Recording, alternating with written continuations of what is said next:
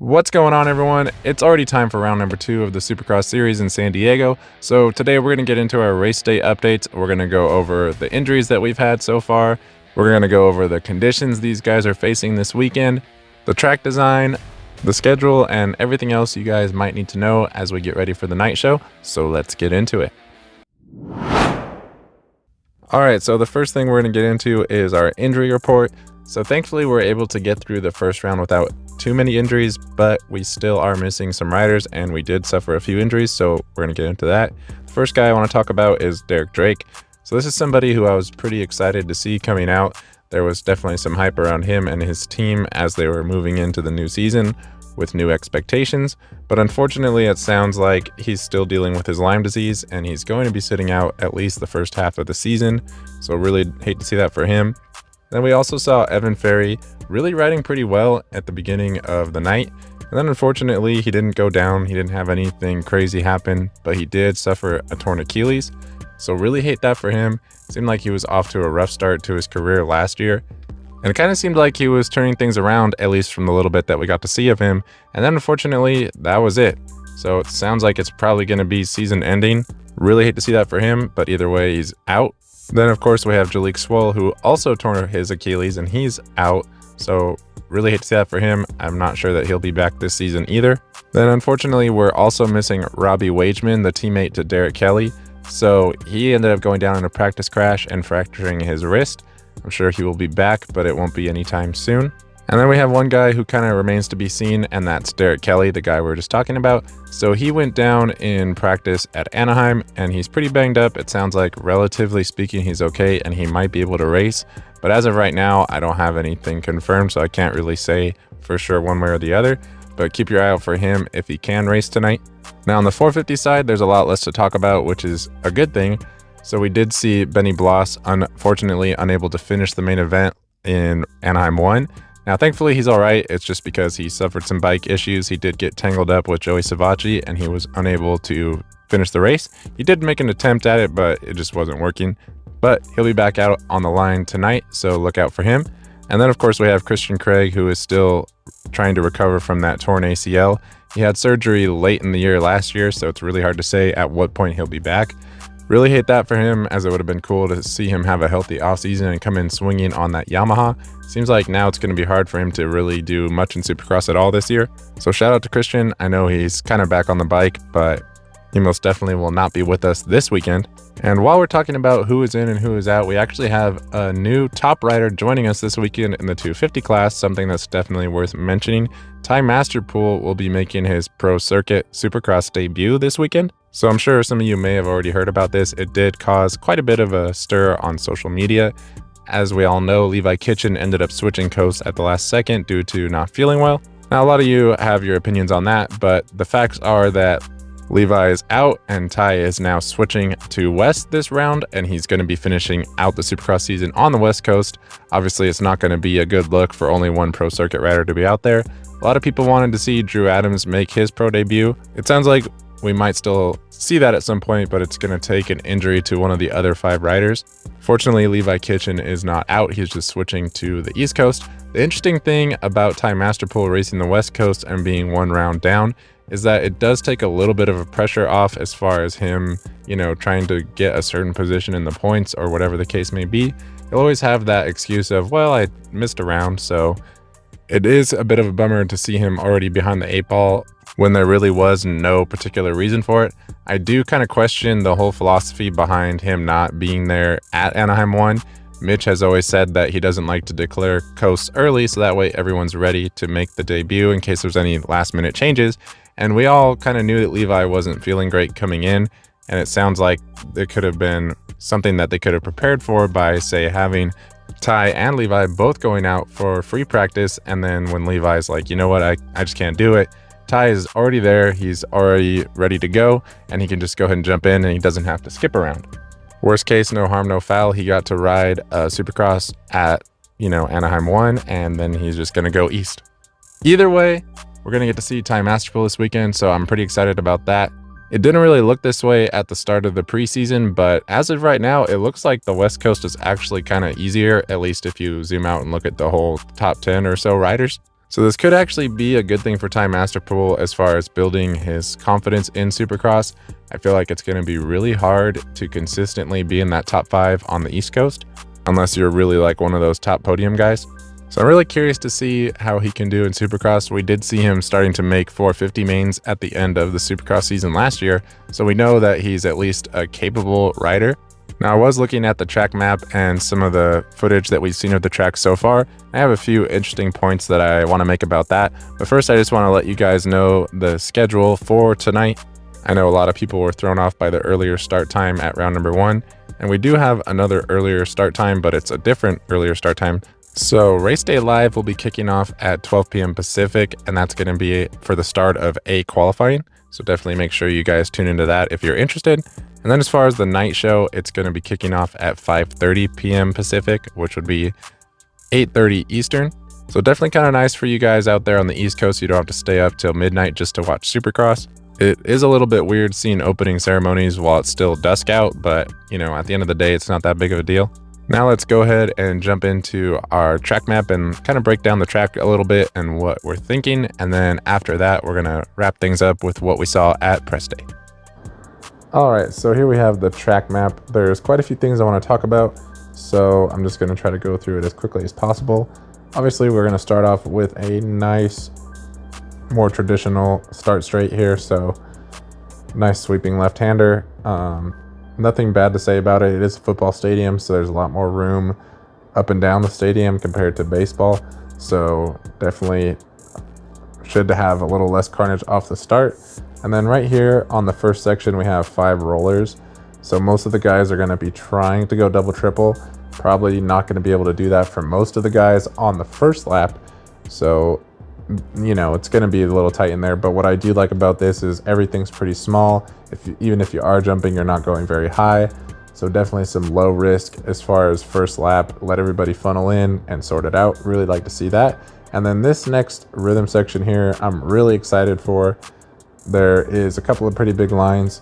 So generally speaking, we're seeing guys go double in and then say hit this triple and then double out. But if you're really trying to go fast, it looked like you were going to be seat bouncing and tripling in, and then probably triple again, and then single into the corner. One thing I want to also mention is that they did build this up right here. There's some dirt here as well. But anyways, if you're Jet Lawrence or Justin Hill, what you were doing was you would triple in and then just hit this quad. Now, it didn't necessarily look faster, but man, did it look cool. Those guys were going absolutely to the moon. It's pretty cool to see. Like I said, I don't know it's going to be faster. There is quite a bit of runoff here in the berm, so you can single in and just kind of bounce your way into the corner without checking up too hard. Definitely a viable and probably the better line as far as a race line. Anyways, moving into this Supercross triple here, nothing too crazy there. Anyways, this next section here, this rhythm section, I'm also super excited for. Now, unfortunately, we didn't get to see the guys hit it in press day. They were pretty much coming through like this and just switching back and going through like that. So there is something I want to talk about here. Let me switch over to the other angle. All right, so I went ahead and switched views. This is the straightaway right here.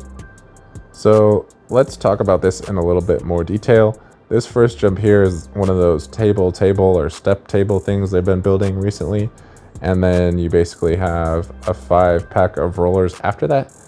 So what I want to talk about is, are the guys, generally speaking, going to be jumping up and over this and then say hitting a triple double out?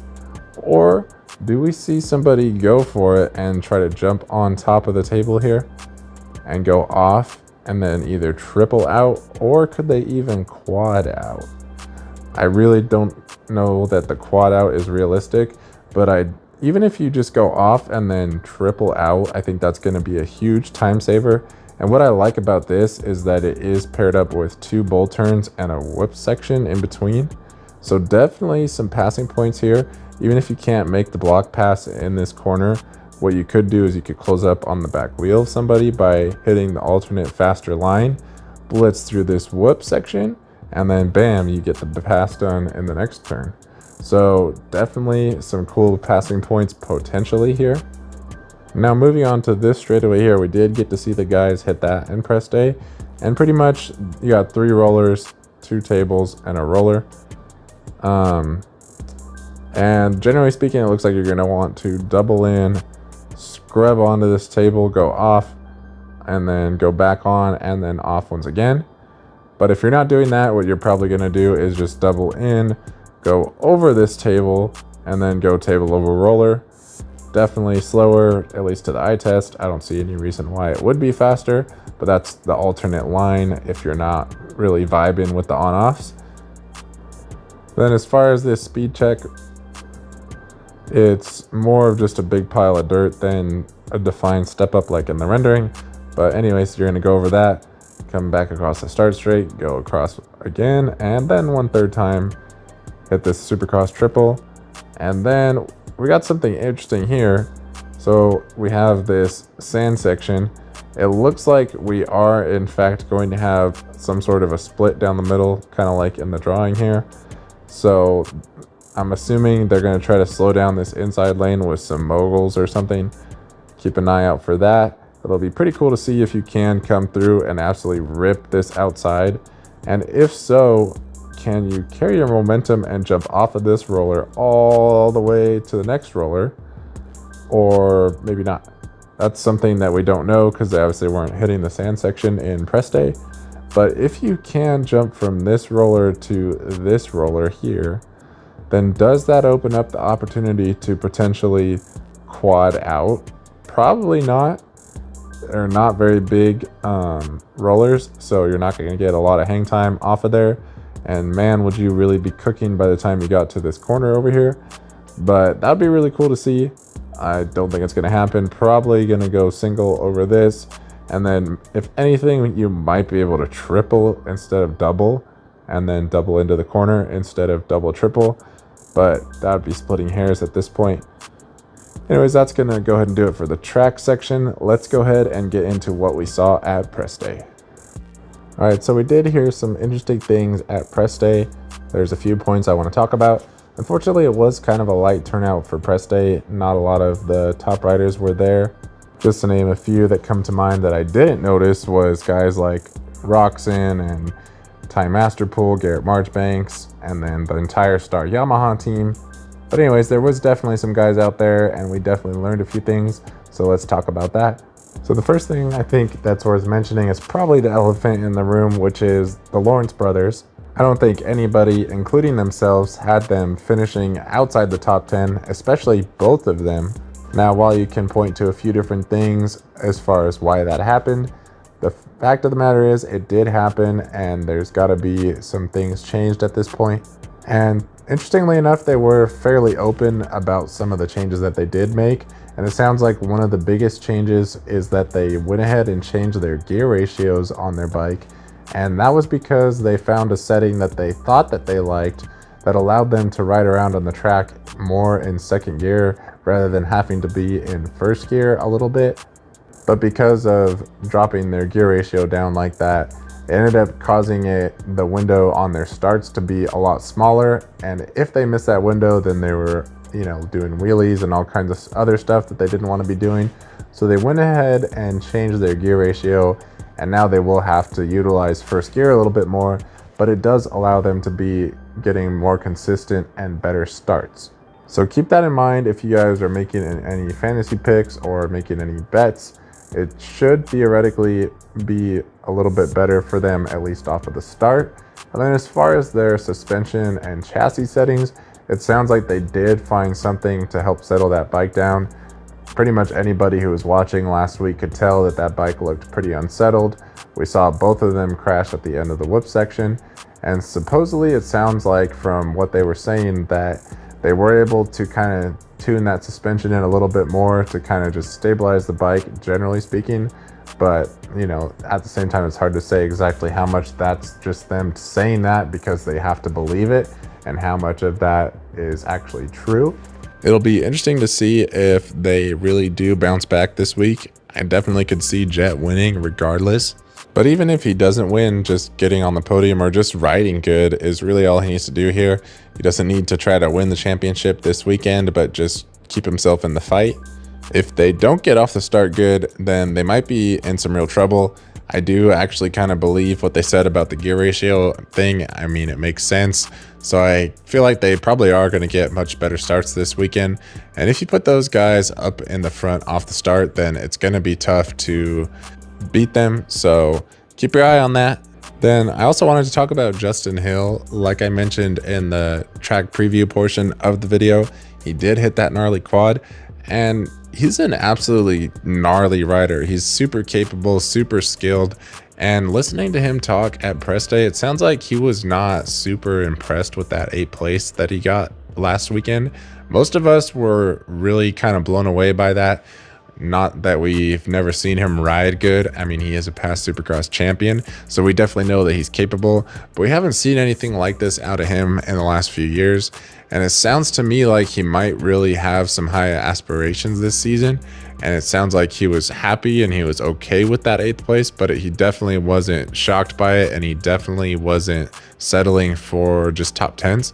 He sounds like he thinks he's going to go out there and try to win one of these things. So I'm really excited to see that attitude. Hopefully he can, you know, start moving up and just having better and better results. Keep your eye on Justin Hill. He looked really good in press day. Not saying he's going to be winning this weekend or even on the podium, but I'm just saying keep your eye out on him. He might surprise us all season long. Also, I just want to give a quick shout out and mention to Billy Laninovich, who is back in San Diego trying to make another main event, and he will be setting the record for the oldest person to make a Supercross main event if he can this weekend at the age of 41. Seems like he definitely could be capable. It's definitely going to be tough for him, but keep your eye out for Billy. That would be a really cool story for him if he's able to do it. He does already hold that record from last season, so it's not like he's missing out if he doesn't put it together, but at the same time, it's always cool to beat your own records. And then I just want to kind of touch on the weather for the night. It is down in San Diego, not that far from the ocean, so you'd think it'd be pretty nice weather, and I guess it is relatively nice weather, but it is kind of cold, relatively speaking. So even with it starting right after sunset, it's still pretty chilly, at least for that area. It's in the mid to low 50s, and it's just going to drop from there. Thankfully, there's not a lot of wind. We have been having a lot of wind in that area. Generally speaking, we've been fighting off the Santa Ana winds, and that's kind of why we've had some of those fires like we saw in LA and things like that. But thankfully, even though that stadium would be susceptible to wind if we had it, we're not going to have a whole lot of wind, so should be relatively good racing conditions other than being just a little bit chilly, but definitely not too bad. The dirt should develop relatively different than we saw at Anaheim, as it's quite a bit closer to the ocean, so you definitely have some of that moisture that you would get in the evening compared to Anaheim, which is a little bit more inland and drier. But either way, generally speaking, it hasn't rained over here in like 6 years, so the dirt is going to be pretty dry no matter what they do. I'm really excited to see exactly how this breaks down. It's only the second round of the series, and it seems like just about anything can happen. It's going to be really interesting to see what happens when the East Coast kicks off. I'm super excited for that class, but for right now, it's going to be interesting to see if Hayden Deegan can bounce back, what Ty Masterpool can do with his debut into the series, and then what the heck is going to go on in this 450 class. There is so many guys that can do so many things in there. I don't even want to try to make predictions, but let me know what you guys are most excited for down in the comments below. Personally, I'm probably most excited to see exactly what Ty Masterpool can do and how the Lawrence brothers respond to the adversity that they had last weekend. That's going to go and do it for this video. Thank you guys for watching, and I will see you in the next video.